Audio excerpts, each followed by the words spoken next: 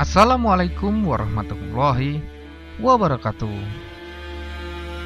Pertempuran Al-Qadisiyah adalah pertempuran yang menentukan antara pasukan Muslim dengan pasukan Persia pada saat periode pertama ekspansi Muslim yang berakhir dengan penaklukan Islam atas seluruh Persia dan berhasil mengubah keyakinan mereka menjadi Islam sampai dengan hari ini. Pertempuran ini terjadi kurang lebih pada tahun 636 Masehi. Al-Qadisiyah atau Qadisiyah merupakan sebuah daerah di timur Sungai Eufrat, memiliki banyak kebun kurma dan aliran irigasi. Qadisiyah merupakan pintu gerbang Persia pada masa lampau. Saat ini terletak di Baradaya Hilah dan Kufah, wilayah tengah negara Irak. Tahun 636 Masehi atau 13 Hijriah, sebagian Syam atau sekitar Suriah sudah dibebaskan dari Romawi, sebagian Mesopotamia, Irak dibebaskan dari Persia. Setelah pembebasan Damsyik atau Damaskus dan Yordania, maka Umar lalu menargetkan ibu kota Persia yaitu Madain. Umar menganggap bila Madain, Antioquia dan seluruh Syam dan Irak tidak dikuasai, maka Romawi dan Persia akan terus jadi ancaman. Namun para sahabat senior berpendapat lain karena terlalu besar pertaruhannya. Musuh yang akan dihadapi bukan main-main. Bila pasukan yang dipimpin khalifah kalah, maka efeknya akan sangat buruk. Akhirnya melalui perundingan, Khalifah Umar dengan para sahabat senior ditunjuklah Sa'ad bin Abi Waqqas radhiyallahu anhu sebagai panglima. Nama Sa'ad bin Abi Waqqas begitu harum di kalangan umat Islam karena selain dia orang yang cerdas, Sa'ad juga panglima perang yang hebat. Sebelum memulai peperangan atas instruksi Umar bin Khattab yang menjadi khalifah saat itu, Sa'ad mengirim surat kepada Kaisar Persia Yazdagir dan Rustum. Isinya undangan untuk masuk Islam. Delegasi Muslim yang pertama berangkat adalah An-Nu'man bin Mukarin, yang kemudian mendapat penghinaan dan menjadi bahan ejekan Yazdagir. Untuk mengirim surat kepada Rustum, saat mengirim delegasi yang dipimpin Rubi bin Amir. Kepada Rubi, Rustum menawarkan segala kemewahan duniawi. Namun ia tidak berpaling dari Islam dan menyatakan bahwa Allah Subhanahu wa Ta'ala menjanjikan kemewahan lebih baik, yaitu surga. Penolakan tersebut telah membuat air mata Sa'ad bercucuran karena sangat berat baginya melakukan peperangan yang harus mengorbankan banyak nyawa kaum muslim dan non-muslim. Kepahlawanan Sa'ad bin Abi Waqqas tertulis dengan tinta emas saat memimpin pasukan Islam melawan tentara Persia di Qadisiyah. Peperangan ini merupakan salah satu peperangan terbesar umat Islam. Untuk beberapa hari ia terbaring sakit karena tidak kuat menanggung kepedihan jika perang harus terjadi. Saat tahu pasti bahwa peperangan ini akan menjadi peperangan yang sangat keras yang akan menumpahkan darah dan mengorbankan banyak nyawa. Di Madain, Yazdagir memanggil pembesar-pembesarnya. Yazdagir lalu memerintahkan Rustum menyiapkan pasukan untuk menyerang. Berangkatlah atau aku sendiri yang akan berangkat. Rustum berangkat dengan Jalinus memimpin 40.000 prajurit. Dia sendiri dengan 60.000, dengan Hormozan di kanan dan Mehran Bahram Razi di kiri. Dia mengirim surat kepada saudaranya Bendawan memerintahkan untuk bersiap.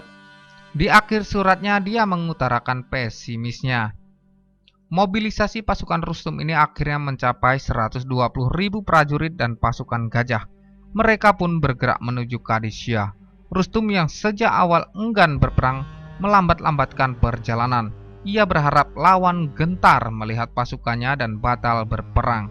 Rustum juga berharap dengan panjangnya waktu pasukan muslimin akan lemah dengan sendirinya.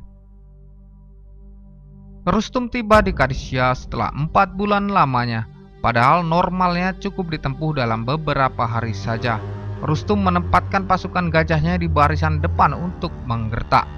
Lalu meminta Sa'ad agar dikirim delegasi kepadanya. Sa'ad lalu kembali mengutus Mughirah bin Syubah yang dulu anggota delegasi untuk berunding dengan Yazdagir. Mughirah tetap saja kekeh mendakwahi lalu menawarkan 3 opsi, yakni Islam, jizyah, atau perang.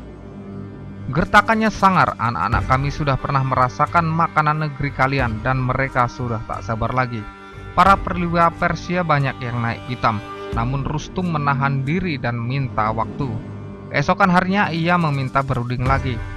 Datanglah Rib ibn Amir yang intinya sama dengan yang disampaikan Mughirah. Ketika jalan diplomasi buntu, maka peperangan pun sepertinya tak terhindarkan lagi. Saat memilih bertahan di tempat menolak tantangan Rustum untuk menyeberangi Sungai Atik, pasukan Muslim dilindungi Sungai Atik di depan, parit Sapur di kanan dan padang pasir di belakang. Rustum tiada pilihan lain selain menyeberang. Rustum menunda dan menunggu sampai malam gelap. Ia memerintahkan pasukannya menimbun Sungai Atik dengan tanah dan kayu. Persia pun menyeberang. Kedua pasukan pun bersiap-siap bertempur. Sa'ad bin Abi Waqqas ketika itu sedang sakit sehingga beliau memimpin jalannya pertempuran tidak secara langsung. Beliau mengawasi dari atas benteng. Kemudian ditunjuk Khalid bin Urfatah menjadi deputi panglima. Sa'ad menghadirkan para pemuka kaum, jagoan perang dan penyair sebagai upaya mengobarkan ruh jihad tentara Islam. Rustum sendiri mengenakan baju lapis besi. Baginya sekarang teramat aib apabila Persia kalah oleh pasukan Arab. Mereka sadar akan menghadapi pertempuran dahsyat, pertempuran yang sangat menentukan. Persia kalah dan jalan ke Madain terbuka, atau Muslimin kalah dan dihancurkan sebagaimana sumpah Yazdikir.